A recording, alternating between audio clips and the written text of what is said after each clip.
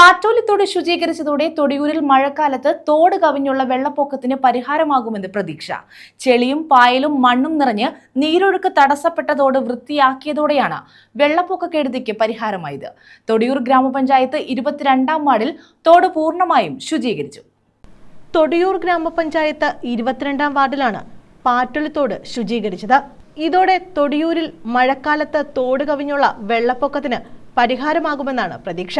കാലിത്തീറ്റ ഫാക്ടറി മുതൽ പടിഞ്ഞാറ് പാറ്റോലിത്തോട് മണ്ണും ചെളിയും പായലും നിറഞ്ഞ് നീരൊഴുക്ക് തടസ്സപ്പെട്ട അവസ്ഥയിലായിരുന്നു.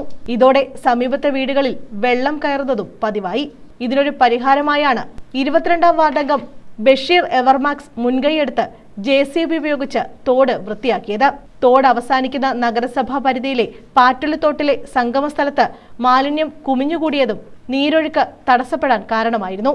പായലും മാലിന്യവും നീക്കം ചെയ്യാൻ സത്വര നടപടികൾ അധികൃതർ സ്വീകരിക്കണമെന്ന് പഞ്ചായത്ത് അംഗം ബഷീർ എവർമാക്സ് ആവശ്യപ്പെട്ടു. നമ്മുടെ തൊടിയൂർ പഞ്ചായത്തിന്റെ 7 വാർഡുകളുടെ വെള്ളം വന്ന് അവസാനിക്കുന്ന ഭാഗമാണ് 22-ാം വാർഡ്.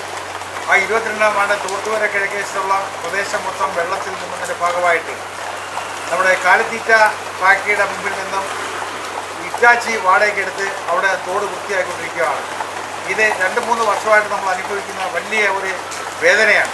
അതിൻ്റെ ഭാഗമായിട്ടാണ് ഈ വൃത്തിയാക്കൽ ചടങ്ങ് നടക്കുന്നത്. അതുപോലെ തന്നെ പാറ്റോലിത്തോടിൻ്റെ PS കനാലിൽ നിൽക്കുന്ന പാറ്റത്തോടിൻ്റെ കുളഭാഗം നിറഞ്ഞു കിടക്കുന്ന ഭാഗത്ത് അവിടെയും വൃത്തിയാക്കാനുണ്ട്. അത് മുനിസിപ്പാലിറ്റി നേരിട്ടാണ് വൃത്തിയാക്കേണ്ടത്.